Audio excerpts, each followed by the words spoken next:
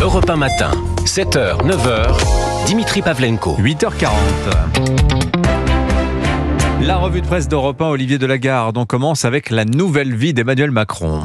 Un café, un loto, un sommet. C'est un papier assez marrant, assez vachard que signe François-Xavier Bourmeau.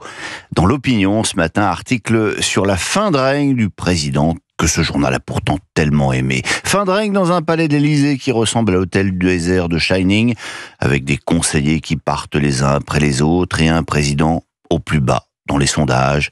Les Français, eux, sont déjà dans l'après-Macron, explique le maire d'une grande ville. Il peut faire tout ce qu'il veut, c'est trop tard, ça n'imprime plus. Et pourtant, ce président se donne du mal, affirme le journal. Un jour, il répond à un influenceur qui s'agace sur TikTok de ne pas pouvoir payer le péage avec son smartphone. Le lendemain, il s'arrête dans un bistrot du Nord pour boire un café, acheter un loto de la biodiversité, discuter avec les clients, Raymond et Poppy. Et puis, il y a le projet de transformation du Louvre pour redorer sa fin de mandat. L'enjeu pour lui aujourd'hui, c'est la trace qu'il laissera dans l'histoire, explique le patron de l'IFOP.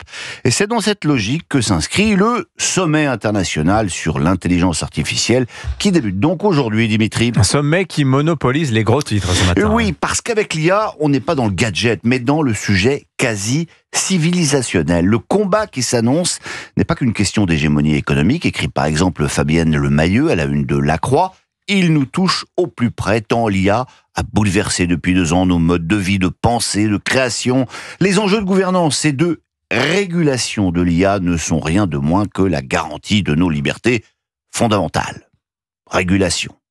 Régulation. À la une du Figaro, Jacques-Olivier Martin est excédé. Oui, il y a les grands principes, oui, il y a l'éthique de l'IA, reconnaît-il, mais l'Europe veut-elle se cantonner au rôle de régulateur, pendant que d'autres bâtissent des empires, s'interroge-t-il, d'autant que la France a une vraie carte à jouer. Nous sommes plus créatifs, plus rapides, plus frugaux, plus efficaces.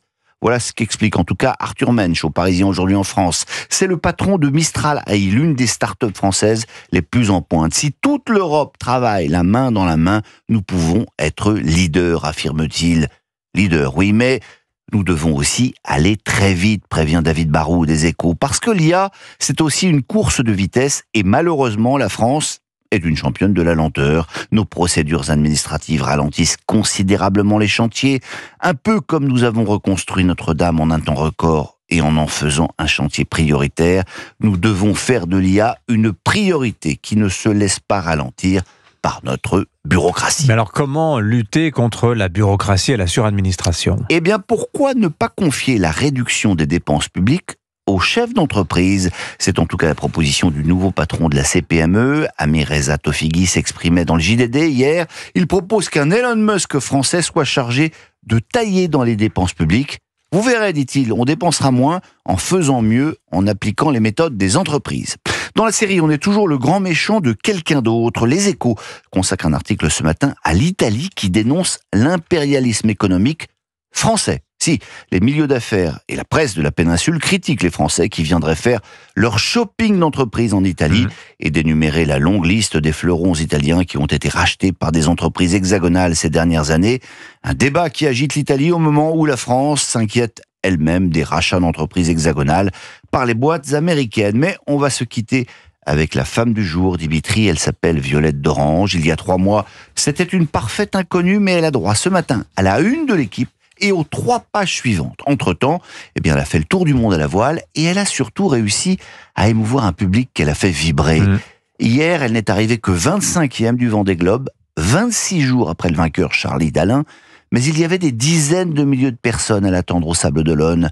Du haut de ses 23 ans, cette étudiante aura réussi à toucher une bonne partie des Français. Elle l'a fait avec les codes de sa génération, explique Jean-Denis Coquard dans son éditorial. Hyper connecté, TikTok et Insta, parlant simple et juste, comme une copine qui évoquerait sa peur de monter au mât, ses doutes de filer entre les bouts d'iceberg et ses routines cheveux. Son succès, explique-t-il, dit aussi ce qui peut manquer parfois au sport de haut niveau, où l'humain, les rêves et les émotions sont de plus en plus gommés derrière une communication aseptisée. Bref, face à l'IA, la revanche du courage et d'une humanité qui n'ont rien d'artificiel. Oui, le charisme, tout simplement. Elle est très sympathique, Violette d'Orange. Et quand d'autres sportifs sont beaux à être hyper talentueux, il y a une espèce de fadeur humaine. Et c'est ça que son succès met en valeur. 3 pages dans l'équipe. Absolument. Merci beaucoup, Mérité. Olivier Delagarde. Votre revue de presse chaque matin sur Europe 1.